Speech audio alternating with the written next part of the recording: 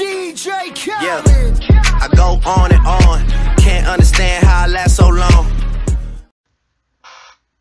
Yo, what is up, guys? It's your boy Colby here from Split Splash. Today we're going to be doing a top 20 fantasy players for the 2017-2018 season. And yeah, this is going to be for PPR. And yeah, this is our first fantasy video, so make sure you go drop a like and subscribe. Thank you, and let's get on to the video. So, the number one player is Le'Veon Bell. This is kind of obvious. I mean, Le'Veon Bell, last year, second among all running backs in fantasy points, among only playing 14 games, because, you know, missed first 3 for suspension. So, I think this is just a clear-cut number one. The only way I would say he doesn't finish the season as the number one running back is if he gets hurt, which is definitely possible. But so let's move on to number 2, which is David Johnson, who was the leader in running back fantasy points. Last year he had almost 300 rushes for 1,200 yards and caught 80 catches for 900 yards and had a total of 20 touchdowns. So he almost had a 1,000 season, which is absolutely crazy to me. Like, it's just crazy. And, yeah, I think that if he stays healthy, he's going to be top 3 fantasy running back and a top 5 fantasy player this season. So, number 3, this is kind of a tough choice, but I think I had to go with Antonio Brown. I mean, he's like the most complete out of Julio, him, and Odell. He doesn't have that much of an injury risk. He hasn't gotten hurt in years. He has a very good quarterback playing with him.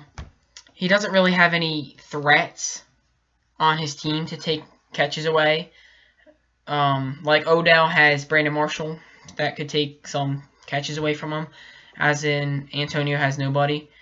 And I think that Antonio always is going to have that 10 receptions upside, where he could get you 10 catches and also give you 3 touchdowns, which is just really great. I mean, last year he had 106 catches, which in PPR, that's crazy. So, moving on to number 4, we have Julio Jones. I would have Elliott 4, but if you didn't know that, yesterday, they just announced Elliott had a 6-game suspension, so he got moved way down in the rankings. So, for Julio, he is just a freak of a player. He's got to get you points every year. I mean, even last season, Julio had like 1,400 receiving yards, and he also was 3rd, I think, in the league in touchdowns. Yeah, 1,400 yards, 8 touchdowns.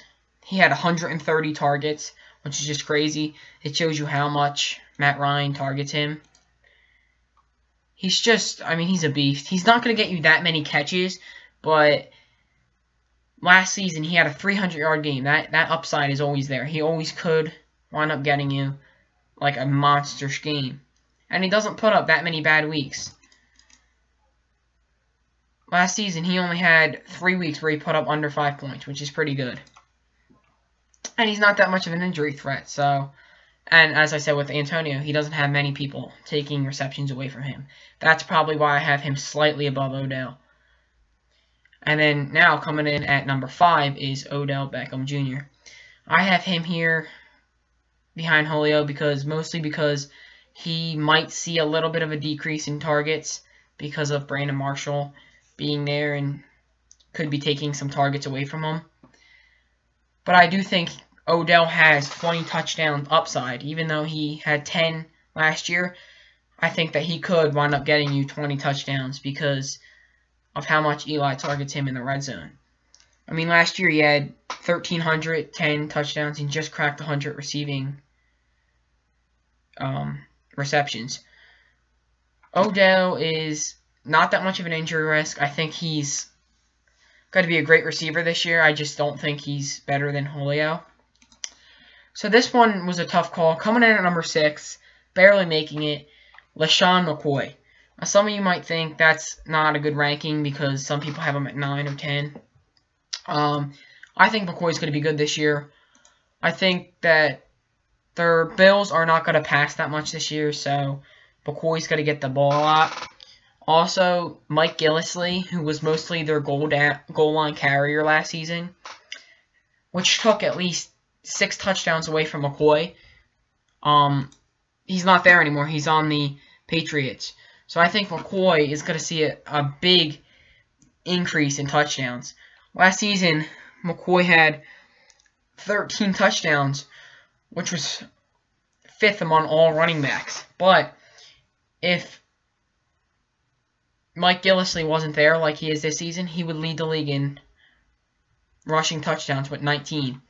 So seeing that the increase in touchdowns is going to be there, and I think that the yards, catches, everything else is still going to be the same, I see McCoy finishing as a top 3 running back this year, and has number 1 running back upside this year.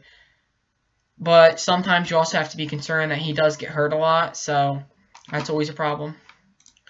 And then coming in at number 7, we have Jordy Nelson, who I think is just going to be good this year, as always. Last year, Jordy Nelson led all receivers in touchdowns. Not really a surprise. He came in as this season with last year having 14 touchdowns and 1,200 yards. He didn't crack 100 receptions, but still those 14 touchdowns are going to help you. He doesn't get hurt that much. He got hurt 2 years ago, but that was kind of a fluke. He doesn't get hurt much. He actually finished as the 4th best wide receiver last year. And, I mean, always pick a guy that has, like, someone like Aaron Rodgers as their quarterback who is going to look to throw in the red zone a lot. And they don't have that many good red zone running backs, so they're always going to want to throw. So, yeah. Coming in at number 8, we have A.J. Green, who I'm not really personally a big fan of Green. I think he gets hurt a lot, and I don't like the team he's on. I think Andy Dalton is really holding him back from what he could be. But Green comes in over Evans. I think if Green stays healthy the whole year, he could be a top 5 wide receiver. Last season, didn't have the best season. He got hurt a lot, so... But, I mean, if you look at his other past 4 seasons, he's just a beast every year. He came in at top 5 every single year before that. Not much to say about him. Just, he's been good every year. As long as he doesn't get hurt, he's going to be good for you. So, coming at number 9, we have Mike Evans. Mike Evans, he's just a beast. I mean, he's like Julio Jones. He's like a freak of nature. He was so good last season. Arguably the top fantasy receiver. He was actually tied for 2nd in fantasy points. And last year, Mike Evans, he does it all. He led the league in wide receiver targets. There's not much target share on his team. Winston looks to throw it to him every single time. He had 12 touchdowns, which came in tied for 2nd. 1,300 yards, came 3rd. And almost cracked 100 receptions. I mean, the targets are there for him. He's never not going to have a good season.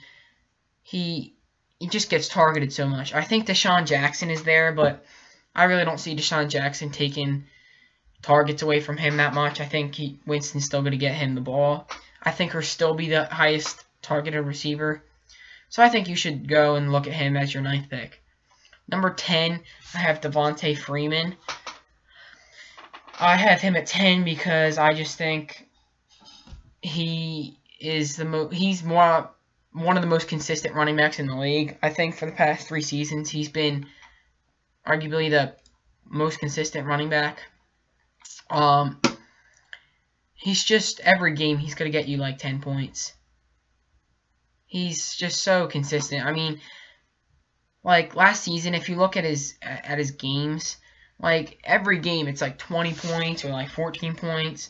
He only had 1 game last year where he had less than 8 points, but he had no games over 35. He doesn't break out for you, but he's going to get you that consistent play every single week. And last week he played every single game. He didn't miss 1 game.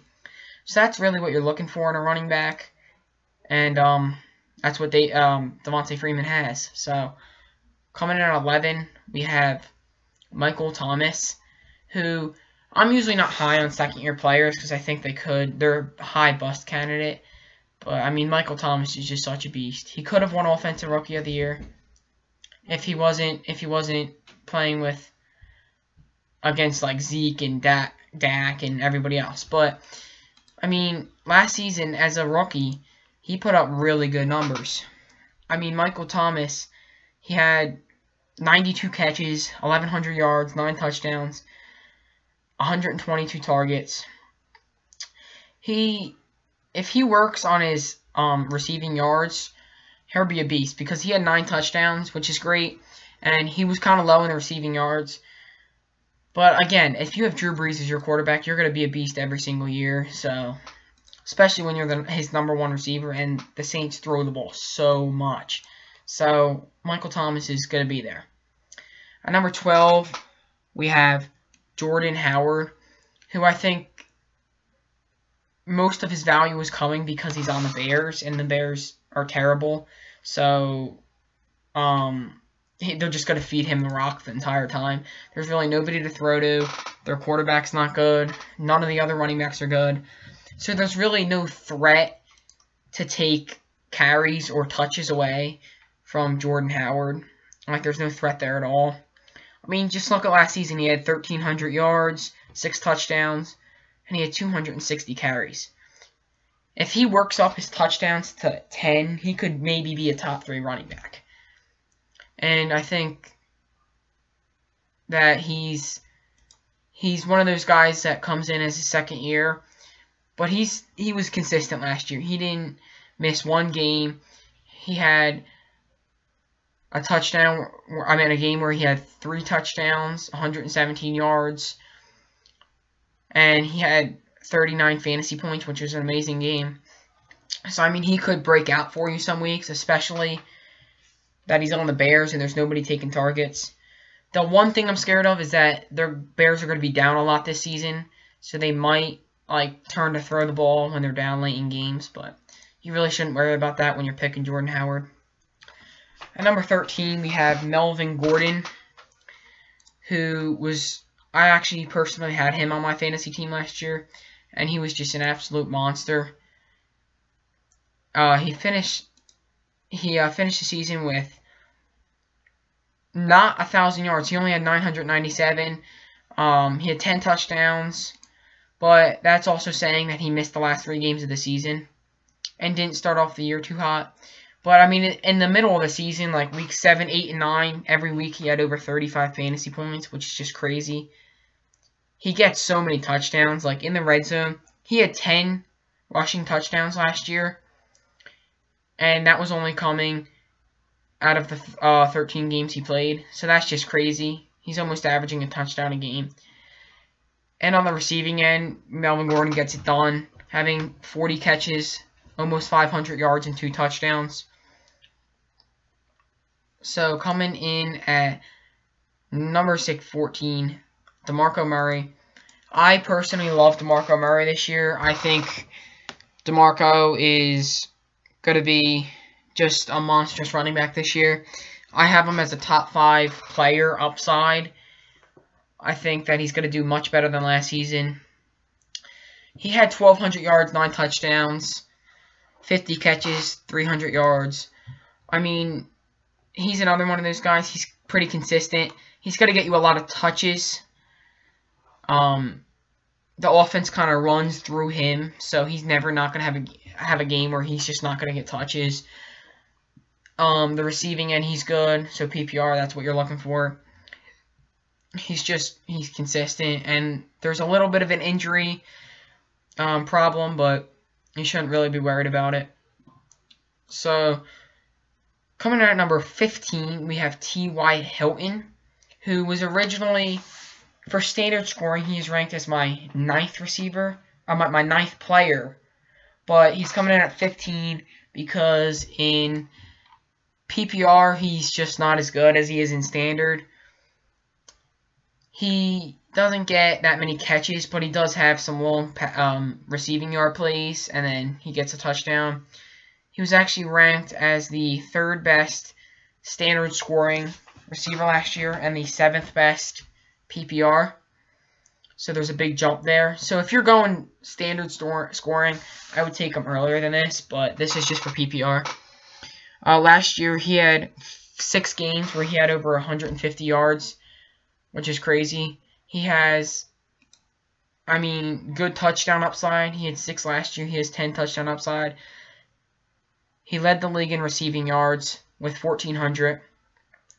He also was 3rd in the league in targets with 156. He only had 90 catches, but his yards and touchdowns make up for it. He doesn't have much of an injury risk. He played all of his games last year. The one downside is still his receptions. He only had 1 game where he had 10 or more. But, everything else makes up for it. He also plays with a good quarterback, like I was saying with Brees and Rodgers and Andrew Luck, so he's always going to get him the ball.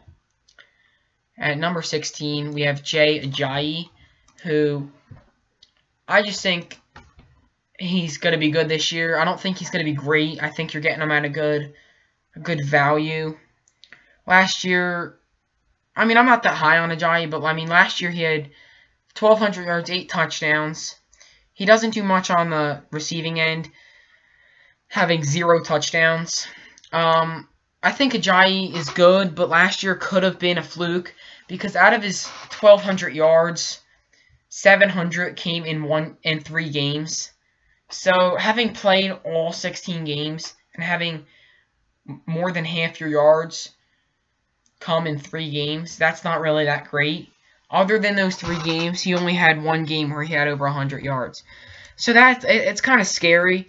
If he had the same season he did last year and put up those big numbers, he's going to be great.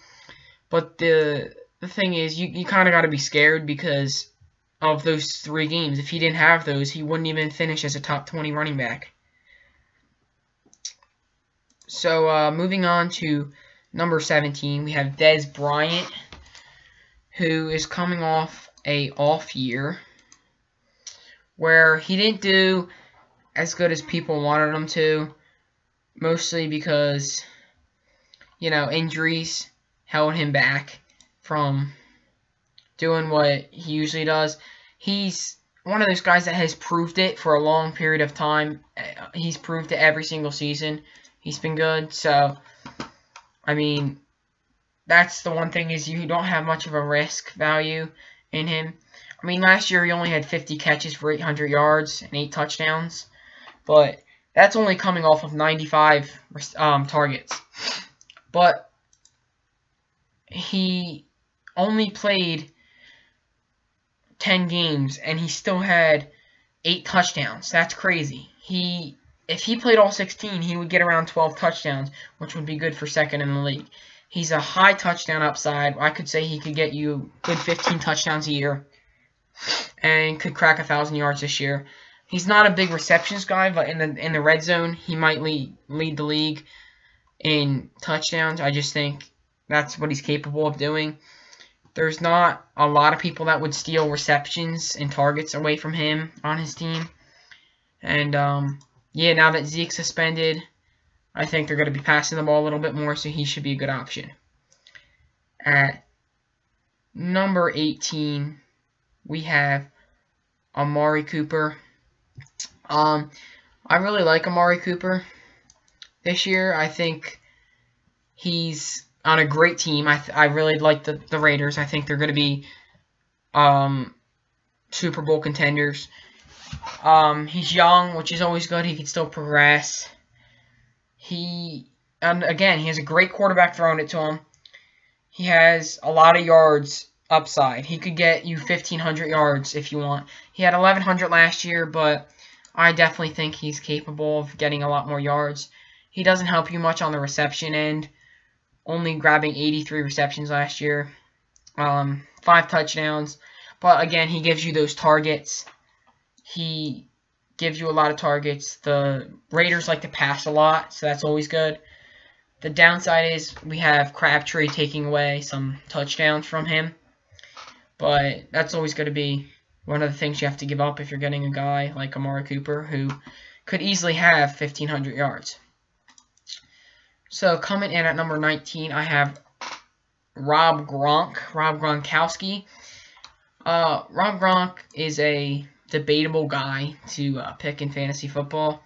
He gets hurt a lot, but sometimes you have to shake that off when you're picking him. I mean, if you draft Gronk, you're going to have to always think, okay, he could get hurt. But if he doesn't, he is going to be the best tight end in the NFL, no doubt. Best fantasy tight end by a lot. He's going to win you fantasy games just by him. Last year, in the 5 games he played, he averaged 22 points a game, and that's for a tight end. Nobody in the league even averaged 15 as a tight end last year. That's crazy. He missed more than half of last season with injuries, but, I mean, if he gets injured, he's a bust for your pick, but if he doesn't, he's literally going to just him is going to win you weeks. And the touchdown upside is always there. He could have 15 touchdowns as a tight end, which is just crazy. And then rounding out this list at number 20 is Alshon Jeffrey. Now, if you guys didn't know, I'm an Eagles fan, so I might have a little bit of a bias here. But it was coming down from either him or Lamar Miller, and I think that Jeffrey is better. I think that Jeffrey is just going to his new team like the Eagles really has helped him, because the Bears, that just wasn't the organization for him. He didn't have any good receivers like around him. He had no good quarterbacks. The team wasn't good. So I just think going to a new team is really going to help him. Last season he was really off. He was inconsistent. He had some games where he had 30 points, and then some games where he had 3. I mean, he finished last season with 50 catches, 800 yards, 2 touchdowns. But this season, I roughly project him at about 1,200 yards, 10 touchdowns, and 90 catches. He's not going to be a lot of catches and yards, but he does have that high touchdown upside, 12, 13 touchdown upside. And he does get injured a lot, but again, there's not many receivers on the Eagles going to take targets away from him. He has a decent quarterback in Wentz to throw to. He's tall. He's going to get you those touchdowns over people. And yeah, so guys, this is going to round out our list here. Make sure you like and subscribe. And I'm out. Peace.